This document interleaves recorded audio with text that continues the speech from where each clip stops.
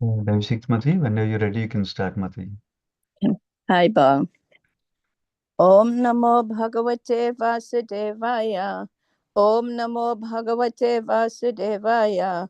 Om Namo Bhagavate Vasudevaya. Narayana Namaskrityam Naram Shaiva Narottamam Devim Saraswatim Vyasam Tato Jayamudiraye Nasta Prayeshu Abhadreshu Nityam Bhagavata Sevaya Bhavatyuttama Sloke Bhakti Bhavati Naistike. Hare Krishna to all the Vaishnavas. Today we'll be reading from Canto 6, Chapter 17, Mother Parvati curses Chitraketu, Text 11.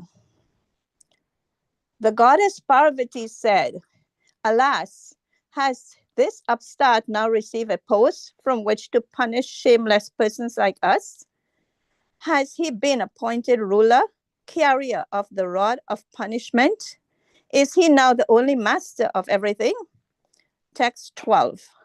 Alas, Lord Brahma, who has taken his birth from the lotus flower, does not know the principles of religion, nor do the great saints like Bhrigu and Narada, nor the four Kumaras, headed by Sanat Kumar.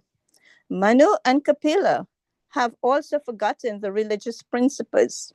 I suppose it should be because of this that they have not tried to stop Lord Shiva from behaving improperly. Text 13. This Kshetraketu is the lowest of Kshatriyas, for he has impudently overridden Brahma and the other demigods by insulting Lord Shiva, upon whose lotus feet they always meditate. Lord Shiva is personified religion and the spiritual master of the entire world, and therefore Chitraketu must be punished. Text 14. This person is puffed up because of his achievements, thinking, "I am the best." He does not deserve to approach the shelter of Lord Vishnu's lotus feet, which are worshipped by all saintly persons, for he is impudent, thinking himself greatly important. Text 15. O impudent one, my dear son, now has taken birth in a low, sinful family of demons, so that you will not commit such an offense again toward exalted, saintly persons in this world. Text 16. Sri Sukadev Goswami continued, my dear King Parikshit, when Chitraketu was cursed by Parvati, he descended from his airplane, bowed before her with great humility, and pleased her completely. Text 17. Chitraketu said, my dear mother, with my own hands folded together, I accept the curse upon me. I do not mind the curse, for happiness and distress are given by the demigods as a result of one's past deeds. Text 18. Deluded by ignorance, the living entity wanders in the forest of this material world, enjoying the happiness and distress resulting from his past deeds, everywhere and at all times. Therefore, my dear mother, neither you nor I am to be blamed for this incident. Text 19. In this material world, neither the living entity himself nor other friends and enemies are the cause of material happiness and distress. But because of gross ignorance, the living entity thinks that he and others are the cause. Text 20. This material world resembles the waves of a constantly flowing river. Therefore, what is a curse and what is a favor? What are the heavenly planets and what are the hellish planets? What is actually happiness and what is actually distress? Because the waves flow constantly, none of them has an eternal effect. Hare Krishna. Thank you so much, Devshik Mataji. Hare Krishna. Yes. Sri Krishna Prabhu, whenever you're ready, you can start, Prabhuji. Hare Krishna. Thank you very much, Sundaran Prabhu. And thank you, Devashakti Mataji, for reading the translations today. कृष्णाय वासुदेवाय देवकी नंदनाय च नंदगोपकुमाराय गोविन्दाय नमो नमः। वैराग्यविद्या निजभक्तियोगं शिक्षाष्टमेकं पुरुषः पुराणं श्रीकृष्णचैतन्यशरीरधारी कृपाम्बदितमहं प्रपद्ये। हरे कृष्णा कृष्णा कृष्णा हरे हरे, हरे राम राम राम हरे हरे। मुखं करोति वाचालं पङ्गुं लङ्घयते गिरिं यत्कृपातमहं वन्दे श्रीगुरुं दीनतारिणं श्रीपरमानन्दमाधवं Sri Chaitanya ईश्वरम्। Hare Krishna, dear devotees. Today we are seeing this beautiful section where Chitraketu is speaking very exalted philosophy after being cursed by Mother Parvati. So, yesterday we saw how after Lord Vishnu, Lord Shankarshan appeared and he gave benedictions to Chitraketu, and after giving all the instructions, Chitraketu got all the benedictions from Lord Sankarshana. Now he started traveling in the aeroplane that was benedicted by him. So now he is traveling in all over the material world, different types of planets where the demigods and the higher living entities live, like the Vidyadharas, Charanas, Siddhas. So he's being surrounded by all the exalted personalities, and he's traveling in his airplane. And um, he's also completely on a mode of goodness platform, being surrounded by exalted beings. And he is in that. Is in fact, it was said here, he's enjoying his life for millions of years. So, so Chitraketu now, after traveling in outer space, now he's entering into a space where Lord Shiva and Mother Parvati is residing, and he is seeing that Lord Shiva and Mother Parvati and all the great sages were assembled, and uh, they were um, they were either hearing from Lord Shiva Bhagavad Katha, or some discussion was going on. So now at this point, Chitraketu just sees this how Lord Shiva and Mother Parvati is sitting on Lord's lap, and Lord is embracing, and all the sages were listening to him. And this particular view astonished him. And so he makes a comment at, which is what actually Mother Parvati curses him for. So today we are starting from verse number 11. So now Chitraketu is being an exalted devotee, and he got the darshan of Shankarshan. How can he do such an activity is what many devotees question. So here Chitraketu makes this statement, and also he just says in the reply to Mother Parvati, he says that all of these explanations, what happened. So he does not even take, um, he completely gives all the results to the Lord. Whatever happens is just because of the mercy of the Lord. So he has a complete understanding of how this material world functions. So now, after having spoken, Chitraketu, now starting from verse number 11, so Mother Parvati is speaking. So in this situation, we can understand that Lord Shiva is the supreme, like in the assembly of devotees, and Mother Parvati is also, considering Lord Shiva is exalted personality, he is assembled. He did not speak anything. He was just smiling, and then he was silent. And why did Mother Parvati speak? The saints has also understood that, okay, the Lord Shiva is silent. They also kept silent. But there were detailed explanations on Prabhupada giving purports. Why did Mother Parvati spoke? So we'll just go through these verses and try to understand. Um, so starting from verse number 11, so Mother Parvati, now Mother Parvati, we understand that Mother Durga is like a mother of this whole material world. So now she's considering Chitraketu as her son and trying to correct a son who is mischievous. So it's like a Vatsalya Bhav that Mother Parvati is trying to take care of his son. So from that perspective, we can understand what is happening here. So now Mother Parvati, Sri Parvati Uvacha. So Mother Parvati is making a comment on how this Chitraketu is now considering himself to be master of everything, and he is making a comment on Lord Shiva himself. And how can he do that? So she's comparing him to be Yamaraj. Is he like a carrier of a rod of punishment?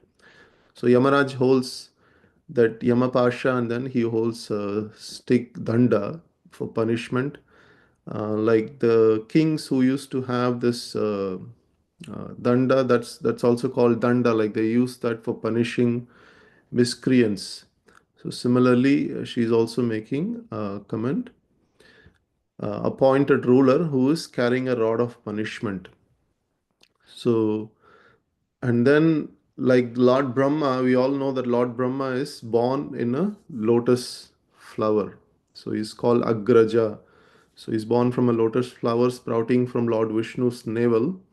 So, uh, and she's making comment here saying um, that Chitraketu is thinking that all these great saints, uh, like Brugumuni, Narada Muni, four Kumaras, Sanat Kumara, all of these great saints, they do not know. Chitraketu is thinking that he knows something higher than all these great people, including Lord Brahma. So it looks like in this assembly, all of these great sages were present. So So looks like Sanat Kumar was present, Lord Brahmaji and Manu, Kapila. So all of these great saints have forgotten the religious principles. I suppose it be because of this that they have not tried to stop Lord Shiva. So so now she's kind of identifying the reason why she is punishing Chitraketu. So Chitraketu is having this pride in his heart, and she wanted to completely nullify that pride so that he can elevate himself to the spiritual planet.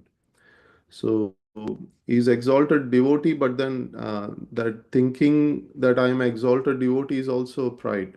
So she wanted to bring him more purification. That as a mother, she wanted to give Chitraketu a complete purification. And from that perspective, she's trying to punish him. So now Chitraketu, now she's saying that, and all the demigods in front of all the demigods and Brahmaji, now he is insulted Lord Shiva, who is always meditating on the lotus feet. Um, and so now Lord Shiva she's saying, personified religion and spiritual master of the entire world. So Lord Shiva, we all know that Vaishnavanam Yata Sambhu, like he's the highest, he's the greatest Vaishnava. He's always meditating on Lord Vishnu.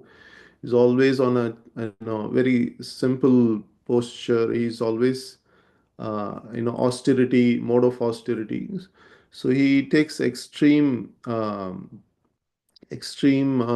conditions, extreme. He takes he does not even take an opulent position. Lord Shiva, you can always see him very simply dressed, sitting on a kusha grass. So he's always in an austerity mode, trying to purify all of his bhuta ganas. They want Lord Shiva wants to elevate all of the souls to the highest perfection of being pure living entities. So now she's glorifying Lord Shiva, and then now she's finally concluding that what is the reason that she's cursing. So the reason is Chitraketu has this pride that I am the best. I could approach. I actually got the darshan of Lord Shankarshan. So she identified that uh, So now this particular thought, I am the best, is the pride is what's stopping Chitraketu from progressing. So that is the root cause of Chitraketu's making this comment, which was offensive. And he thought himself that all of these great saints who are assembled here, he thought himself greater than them, that he could, he thought that this particular is visual situation is astonishing, that how Lord Shiva is sitting in that posture. So now Prabhupada is making comment that, like Chaitanya Mahaprabhu says in the Siksashtakam, how a devotee should be in the mood of bhakti, what should be the mood in order to progress in bhakti to the higher status of bhakti. So Trinadapi Sunichena Tarorapi Suhisnuna Amanina Manadena Kirtanya Sadahari. So in this state of consciousness, thinking oneself lower than the straw in the street, oneself thinking oneself more tolerant than the tree, and giving all respects to others and not expecting any respects to oneself, in that state of consciousness one should chant the holy name of the Lord constantly. So this is the way to make progress to the next stage of bhakti, where one can consider oneself completely on the dependent on the Lord, and one can actually cross over all the obstacles of bhakti. This is the beginning point where one should be very, very humble, the humility, right? So here this pride has taken over Chitraketu, and that is the reason Mother Parvati has taken a position of punishing Chitraketu. So now finally she's speaking that Ataha. So Ataha means thereafter, therefore, because of all these reasons, Papi Yashim Yonim. So Papi, we know, like Papi Yashim, like the most sinful species of life. Asurim Yahi Durmate. So she is going to curse him to become the lowest species where the sinful living entities live, in the family of demoniac species. And Yatena Bhuya Mahatam Na Karto Putra Kilbisham. So she is using a word Putra. So my dear son. So we can understand that she completely understands, has this mood of compassion, and she is not cursing in an anger. This is a mood of compassion where she is cursing Chitraketu so that he completely gets purified. So we can see that anger that the great personalities exhibit, it is not the anger of this material world. So no, it is completely for the welfare of the living entities. So this, so now kilbisham, like so that you will not do any other offense, and also you will get purified. That was the intention behind that curse. So now Prabhupada is giving elaborate purport on how Mother Parvati's curse is justified, just like we discussed the points before, and how Vaishnava Aparadha is so dangerous. So it's called Hati Matha, like the mad elephant disease. Like, so the mad elephant, when it comes to a beautiful garden, it just dismantles everything, destroys everything. There won't be any sign of a beautiful garden anymore. So similarly, even though we can be very, very exalted in bhakti, he got the in this case Chitraketu even got the darshan of Lord Vishnu, how exalted he is, and he got benedictions from Lord Shankarshan. Even then, a Vaishnava offending another Vaishnava, especially in this case, and offending a greatest Vaishnava like Lord Shiva, is certainly very dangerous. So Mother Parvati is very compassionate, and she is trying to correct her son. Um, so that's why we have to be very, very careful in making a comment or even thinking in thoughts. Both are very dangerous in Vaishnava Aparadha. So Mother Parvati is very, very justified in punishing Chitraketu. This was a Prabhupada's statement. So because um, Chitraketu was criticizing the Supreme Father, Mahadev, Lord Shiva, and who is the father of all living entities. Now Mother Durga, and she is in the whole material world is under her care as a mother, and also um, as a Vaishnava. She wanted to correct Chitraketu. She is taking this position of cursing Chitraketu so that he doesn't commit any other offense. So, so from Bhagavad Gita and other literatures, Prabhupada is establishing what is the position of Mother Durga Devi. So Mother Durga Devi is a Daivi Shakti, like Daivi hi Isha Gunamayi Mamamaya Duratyaya Mameva ye prapadyante mayamitam tarantite. So this energy of the Lord, which is punishing all the living entities, the only way to come out of this punishment is to surrender completely onto the Supreme Lord, Krishna or Vishnu. So that is the only way. Mam evaye prapadyante mayam etam tarantite.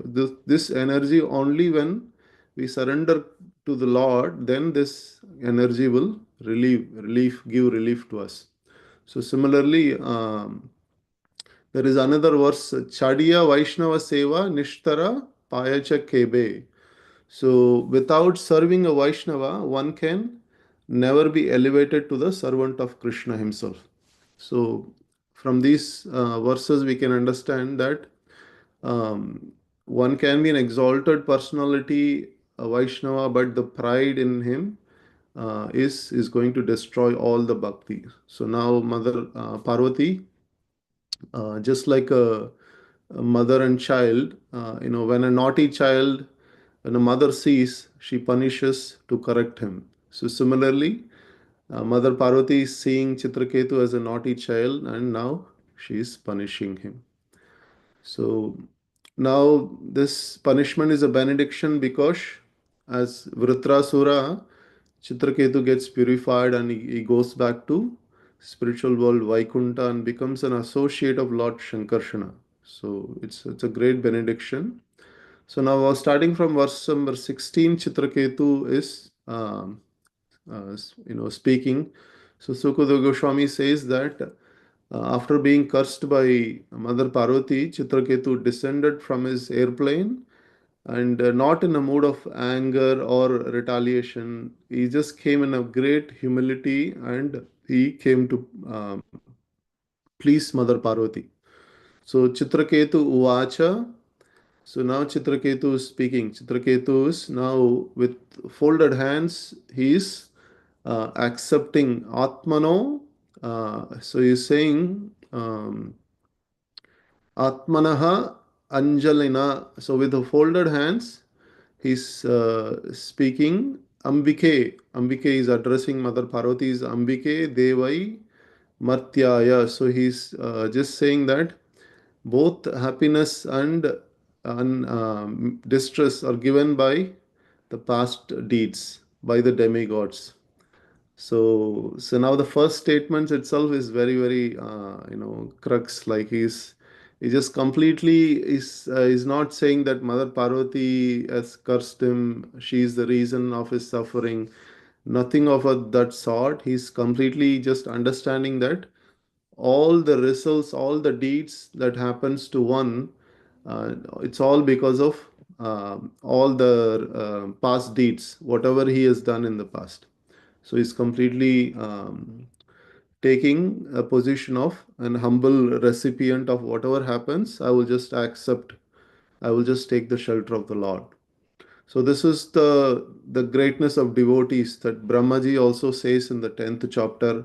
Says Tattenu kampartam so shamikshamana bunjana sevatmana kritam vipatam Krutvag vapubir vidadan namaste jivetayo muktipade sa dasya dayabak. So, so dayabak means the rightful inheritance or rightful heir. So when a devotee in a distress condition, he thinks that this is all, because of my past deeds that I had to take this suffering. Then Lord Brahmaji says that for such a personality, the liberation becomes his rightful claim.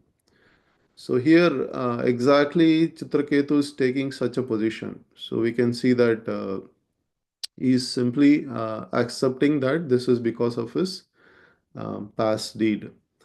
So now the verse number 18, he is also giving little bit elaboration on how this is, how in the material world, living entities. He said, Jantur Ajnana Mohitaha. So Jantur, this word Jantur Vacha, the living entity, is also comes in many places. So the living entity in this material world, Ajnana Mohitaha, because of the coverage of the uh, ignorance, deluded by ignorance in the living entities, is wandering in this forest of material world. Samsara Chakra Yatashmin. So sometimes there is happiness and sometimes there is miseries. So therefore, he is concluding that you are not actually the cause of this suffering. He is addressing Mother Parvati, nor I am to be blamed for this incident. So he is also not taking, that means he is completely trying to surrender onto the Supreme Lord and not identifying himself with his body. So this is an exalted position that one can take, especially when some miseries happens. We should completely just understand that it is purely because of my past misdeeds. So even happiness or miseries, both are, but especially miseries, we always blame others. Happiness, we take credit. That is the normal thing that happens. But here we can understand how exalted personality like Chitraketu behaves. So in Bhagavad Gita also it says, Prakrite kriyamanani gunai karvani sarvashaha ahankara vimodatma kartaham iti manyate. So because of the three modes of nature, everything is automatically working. But because of ahankar, we uh, try to take control and try to take that I am doing it because of that ahankar or pride. I am the reason everything is surrounding. Everything is. I am the center of the whole creation. Like that, we keep expanding our ahankar. So, but ultimately, we are just a minute instrument in the whole creation. So now, on the last verse 19 and 20th, he says that so in this material world, no one is the cause of our material happiness and distress, not even the friends, not even the enemies. It's completely because of, he would uses a word, ajnana. So agnya, like that. So Prabhupada is giving the root meaning also here, that ajnana, the word is exactly opposite. Um, it's ignorant. The mode of ignorance is exactly opposed to the mode of goodness. So in order to come out of this whole situation of suffering, happiness, suffering, happiness, this cycle of in this material world, one has to elevate himself to the position of pure goodness. And then from goodness, one has to go to the transcendental platform of Adokshaja platform. So he is saying Adokshaja platform. And this process in which the results of action are ordained is called Niyatam. It's always working. It's like a cycle. It's because of your ignorance, the whole cycle of Sukha and Dukkha is going on. So finally, last verse for today, the verse number 20th. And he's given example how this is like, if you see the river flowing, especially when the river is the current is very fast. It just the rivers, you just get caught into that current. It'll just carries you away. You don't have to do anything. It'll carry you away wherever the current is going. So similarly, in this material world, the waves are flowing constantly. So the waves are flowing constantly, and Chitraketu is saying that what is a curse and what is a favor? what are the heavenly, kwas swarga naraka kova, kim sukam dukkam eva va, ka sapaha no anugraha. Sapaha is like the curse, anugraha is a mercy. So he's saying in this material world where there is a constant flowing of this waves of guna, like guna pravaha. So this mode of ignorance, passion.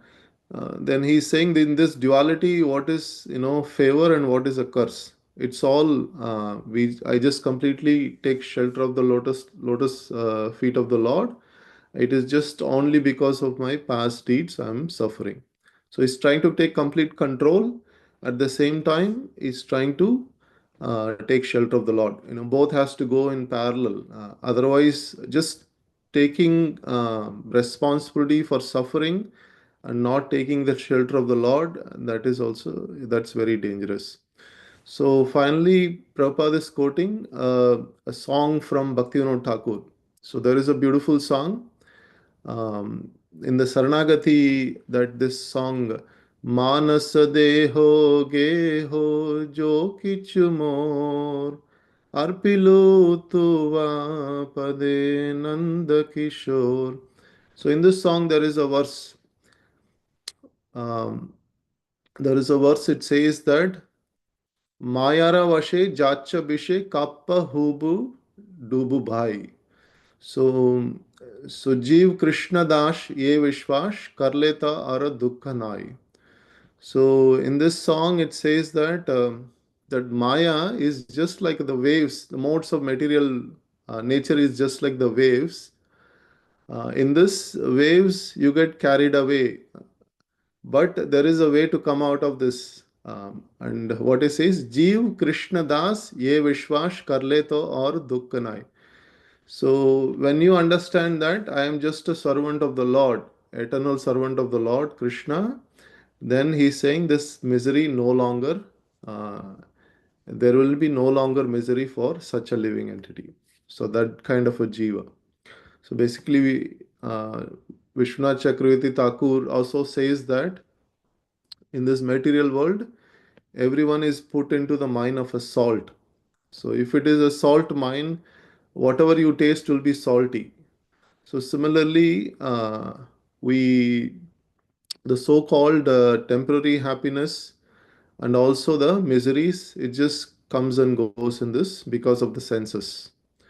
So to come out of this, one has to become completely Krishna conscious, and then regardless of the conditions of the material world, happiness or distress, curses or favor, or hellish situation or heavenly situation, you should just take shelter of the Supreme Lord. So that is the essence that Chitraketu is trying to explain in these verses.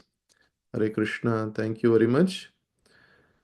अनंत कोटि वैष्णव वृंद की जय, शिल प्रभुपाद की जय, वंशा कल्पतरुभ्यश्च कृपा सिंधु च पतितानां पावनेभ्यो वैष्णवेभ्यो नमो नमः. Hare Krishna. Thank you very much. Thank you very much. Hare Krishna. Thank you, Prabhuji. Hare Krishna. Hare Thank you. Krishna.